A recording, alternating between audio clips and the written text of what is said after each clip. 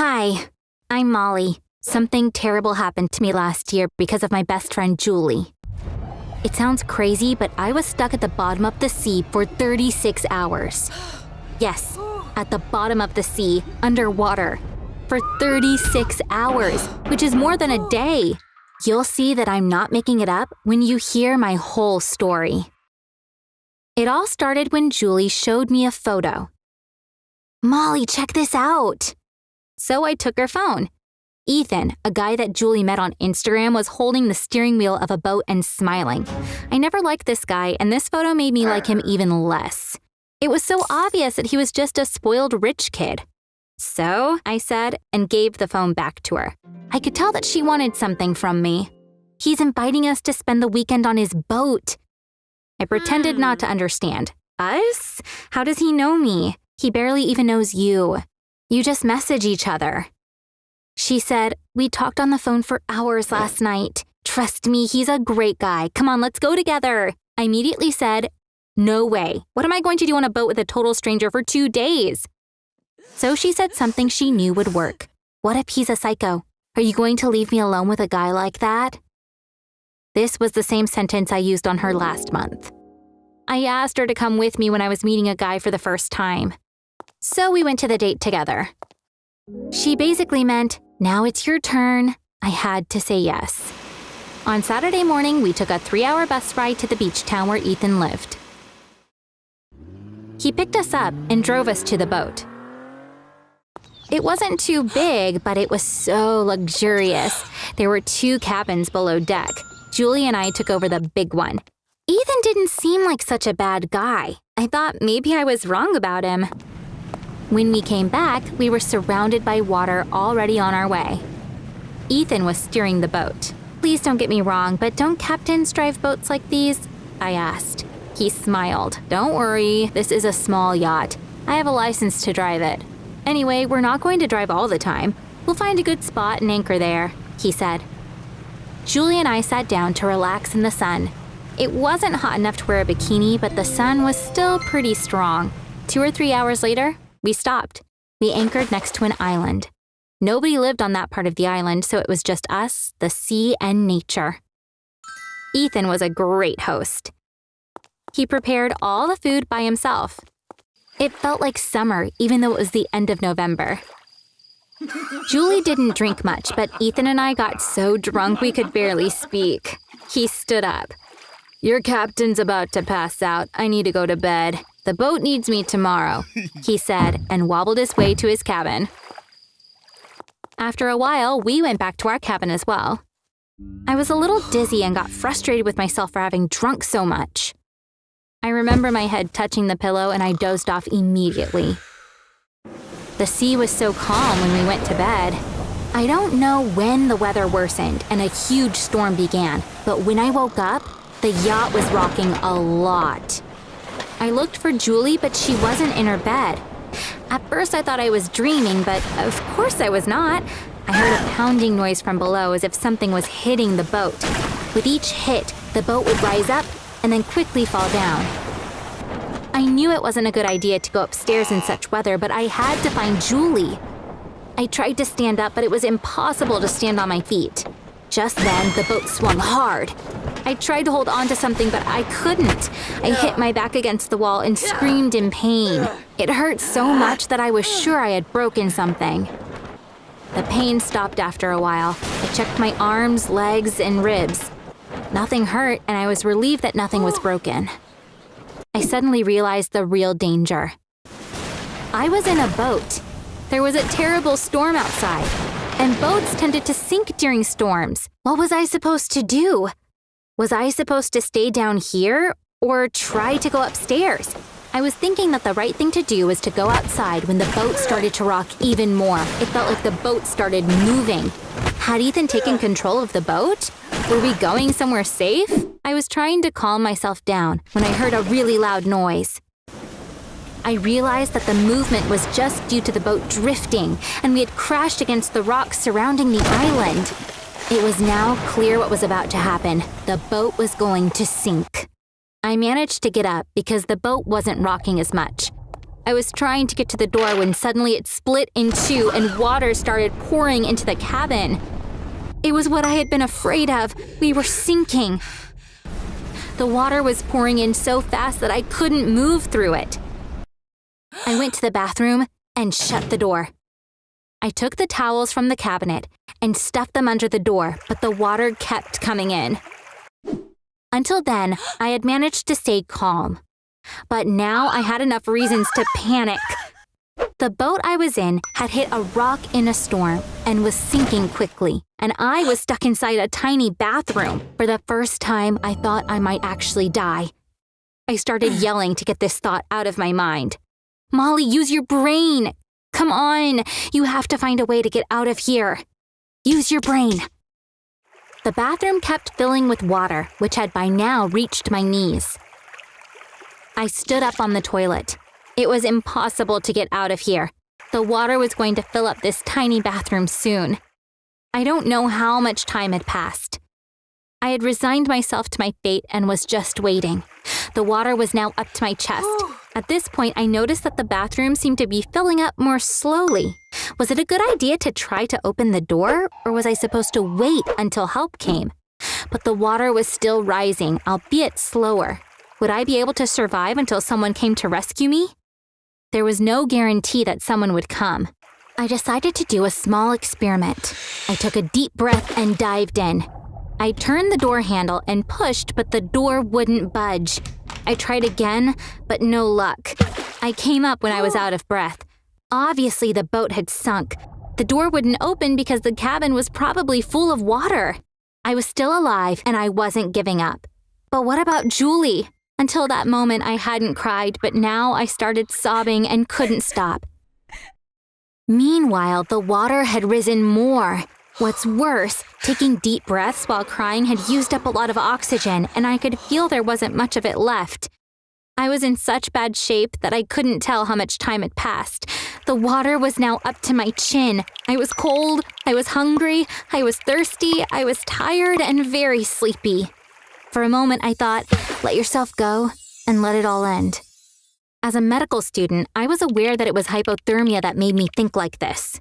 I had been in cold water for a long time, so my body temperature had fallen, and it was going to continue to fall. I was losing hope that help would come. We weren't in open water, but who would look for us? Neither my parents nor Julie's knew that we were here. Would Ethan's family do something? I didn't think so. I thought this was the end for me. The water continued to rise slowly. It got so high that I had to stand on my toes to avoid drowning. Just then, I heard a sound.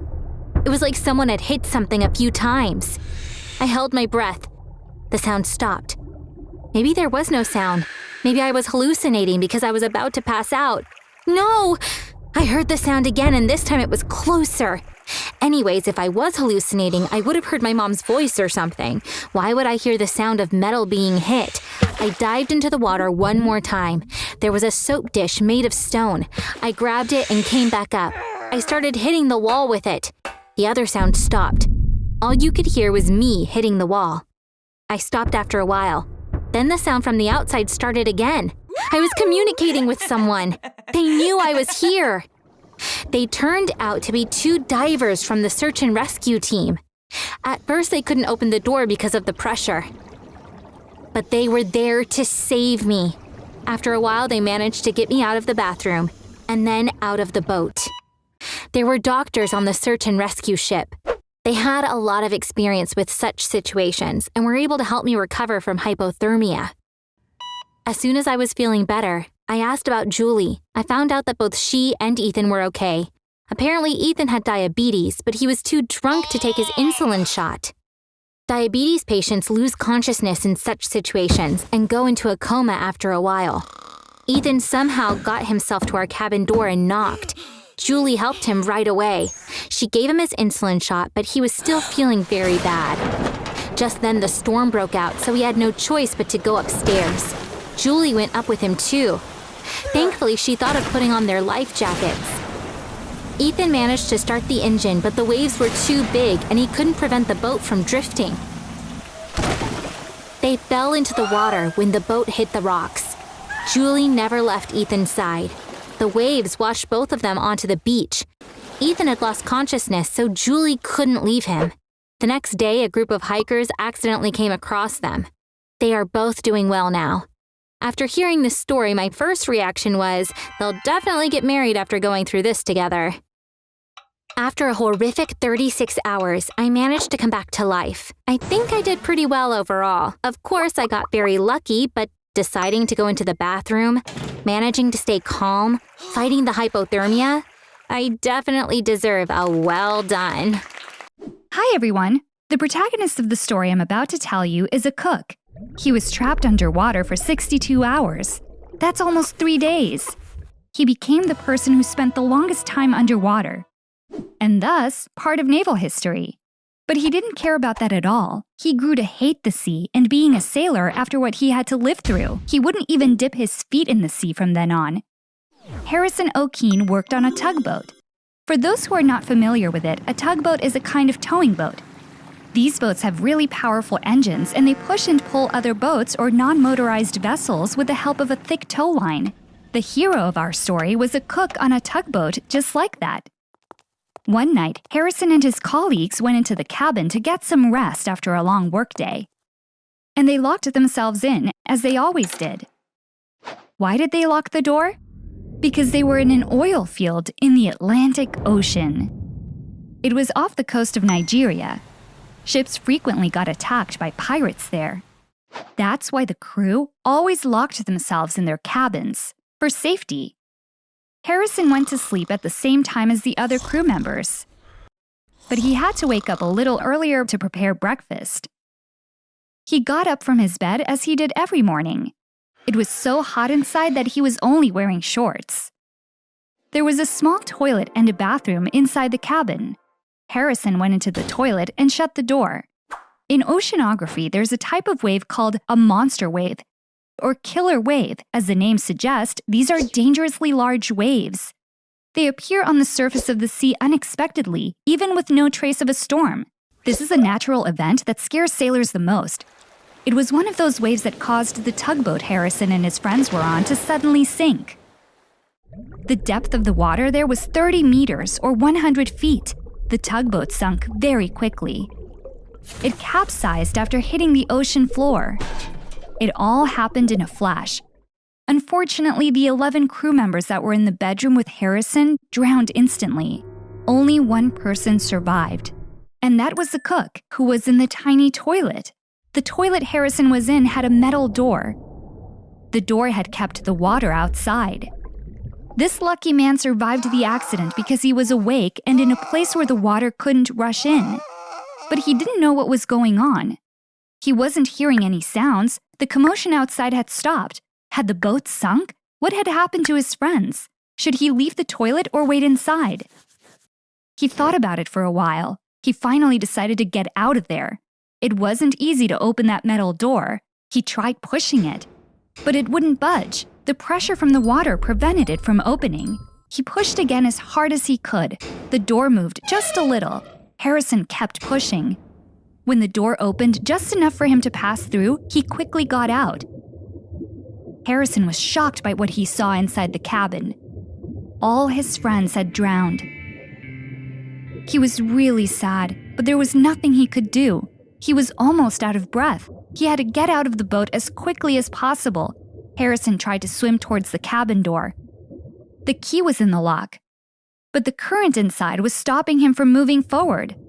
He struggled for some time. If he couldn't get out, this cabin would be his grave. But he couldn't move. The current pushed him towards the bathroom on the other side, and the first miracle took place there. The bathroom wasn't completely filled with water. There was a small air pocket left. Harrison lifted his head up from the water as soon as he got there. He took a very deep breath. If he had stayed underwater a few more minutes, he would have shared the same fate as his friends. Meanwhile, a rescue ship had arrived at the scene of the accident. Divers marked the point where the tugboat had sunk. They dove right in. When they reached the boat, they realized it had capsized. The equipment the divers had with them allowed them to go down to a certain depth. They reached 30 meters, but they couldn't stay down there for a long time. After a short probe, they decided there were no survivors of the accident. Moreover, there were sharks in this area. After a while, they came up to the surface, having lost hope.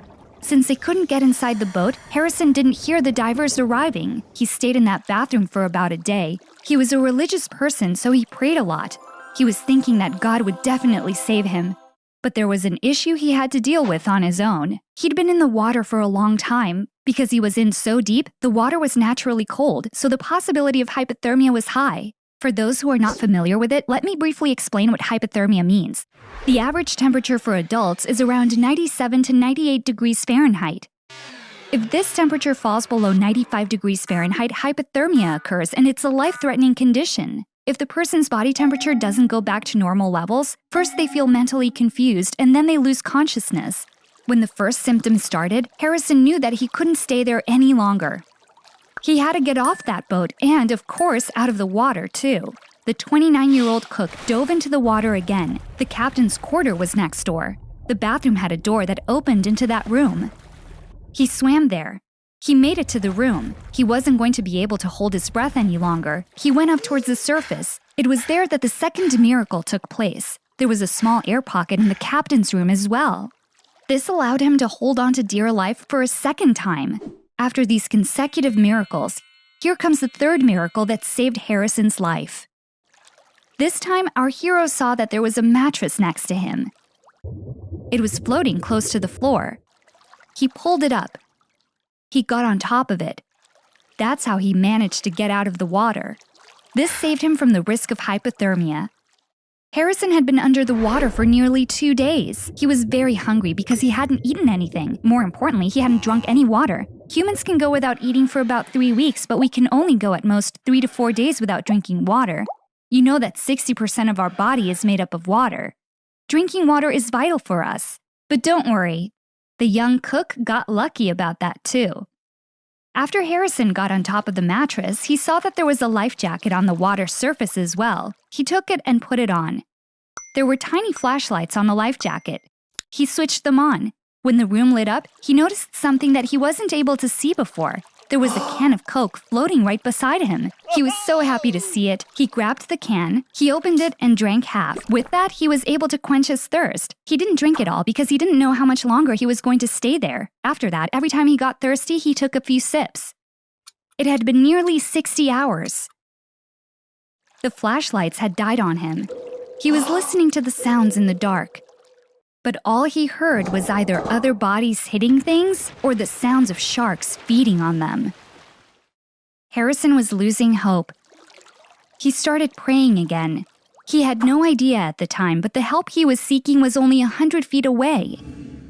The company that owned the tugboat had hired an expert team of divers to extract the bodies of the sailors.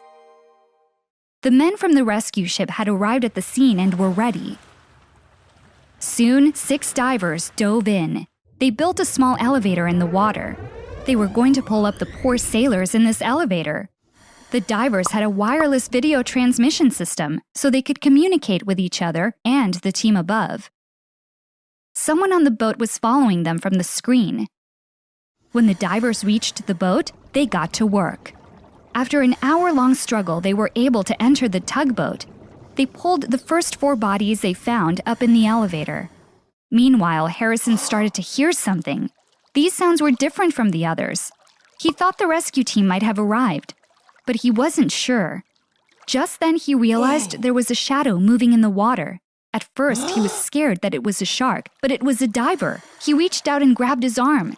Scared, the diver pulled his arm back. He turned his camera in that direction to see who it was. When the person who was following the operation from the ship saw a person on the screen, he screamed, "He's alive! There's a survivor in there!" The diver quickly came up to the surface where he was. He saw a man inside that small air pocket.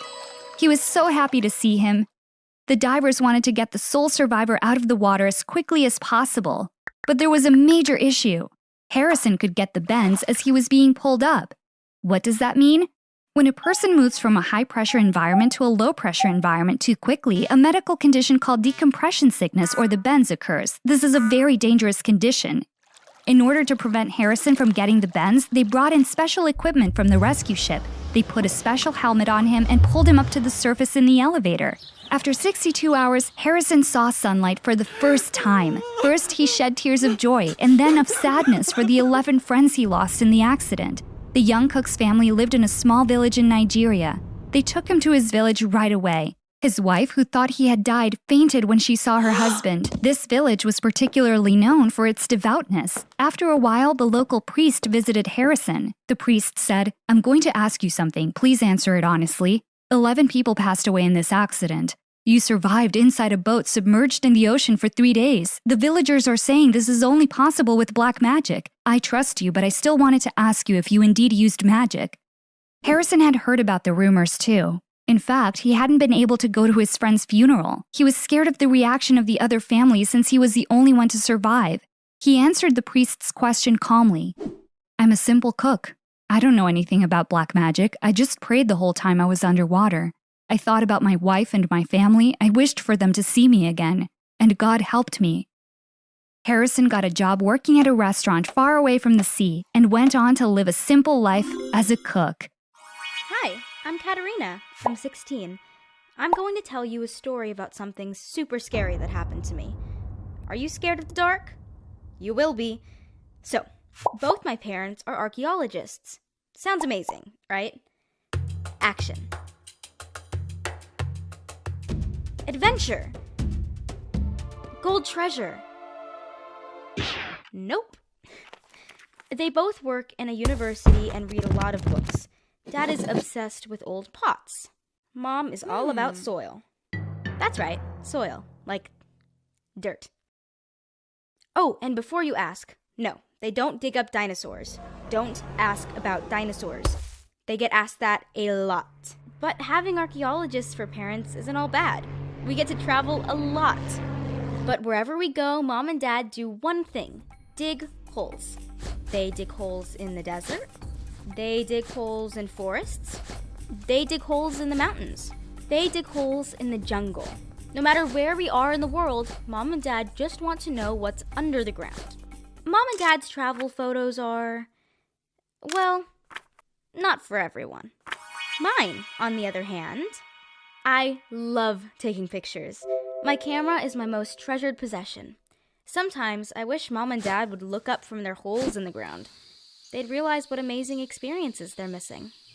But little did I know that our trip to the Amazon rainforest would end up a really scary experience. Mom and Dad were invited to help on a research dig searching for an ancient temple. Dad was excited. Mom was excited. I was so excited. The most important rule was to stay close to the dig and the camp, because it is super easy to get lost. And if you get lost, no one will ever find you. And the wild jaguars get pretty hungry.